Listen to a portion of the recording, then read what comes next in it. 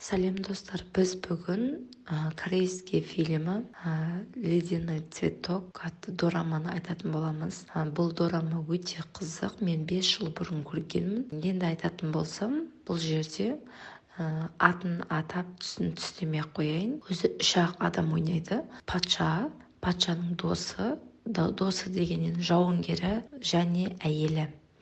Бұл жерде патша Кореяның патшасы болады. Патша кішкене кезінен бастап сайланып қойып, оған өзіне лайықты жауынгер іздей бастайды. 200 адамның ішінен осы жауынгерді өзі таңдап алады. Кішкене кезінен бастап жауынгер екеуі бірге ойнап, бірге күліп, тіпті бірге сабақ та оқып, бірге ұйықтайды. Үлкейгенге дейін осы жауынгер екеуі бірге дос болып, жақсы қарым-қатынаста болады. Кейін осы патша үйлену керек болып үйленеді, бірақ әйелін жақсы көреді, бірақ әйел ретінде жақсы қарым-қатынас жасай алмайды. Оның орнына осы жауынгермен бірге ұйықтап, бірге тұрып, тіпті жыныстық қатынасқа дейін осы жауынгермен бірге болады. Кейін әйелі бұл нәрсені түсінбей барынша жақсы қарым-қатынас жасауға тырысады. Түнде бірге жатқысы келеді, бірге шай ішкісі келеді. Сонда да ол патша жақындағысы келмейді. Кейін патшалардың отырысы бүкіл елдер бас қосады. Сол кезде бұл нәрсе айтылады. Біздің мұрагеріміз болу керек. 30 жыл болды.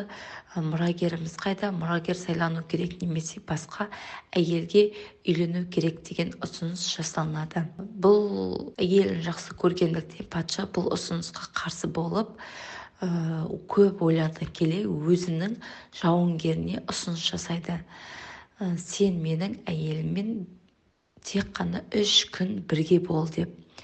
Осы 3 күн аралығында ол аяғы ауырлауы керек деп, аяғы ауыр болуы керек, сәбилі болуымыз керек. Мен онымен жыныстық қатынасқа түсе алмаймын деп айтады. Оған досы қарсы болады. Бірақ оған патша қайта айтып, оған мәжбүрлейді. Кейін әйеліне де түсіндіріп айтады, жауынгеріне де түсіндіріп айтады. Екеуі бір бөлмеге кіріп, 3 күн ғана уақыт береді. Бірінші түні бірге болады, екінші түні тағы да бірге болады, үшінші түні енді екеуінің арасында шамалы махаббат пайда болады, шынайылық пайда болады. Одан кейін 3 күн өтеді. 3 күннен кейін, сол 3 күн болып жатқан кезде патша өзі есіктен сығалап қарап қояды ғой арасында ше. Білмеймін, мен түсінбедім. Сонымен осындай әдемі қызбен неге болғысы келмейтін, мен түсіне алмадым кореялық адамдардың неге бұндай кино түсіргенін. Кейін жауынгермен ханшайым, әйелі ғой енді патшайым екеуі бір-біріне ғашық болып, арасында кездесіп тұрады. Бір кездеседі, 2 кездеседі, той болып атады, сол кезде кітапханада кездеседі. Сосын жасырын кездесе бастайды. Оны патша сезеді. Енді ең соңында бір күні бақылап жүріп, екеуінің кездесіп жүрген біліп қояды. Сол кезде кездесетін жасырын орнын тауып алып, кездесіп жатқан кезде патша үстінен кіріп келеді да, енді қатты жазалайды.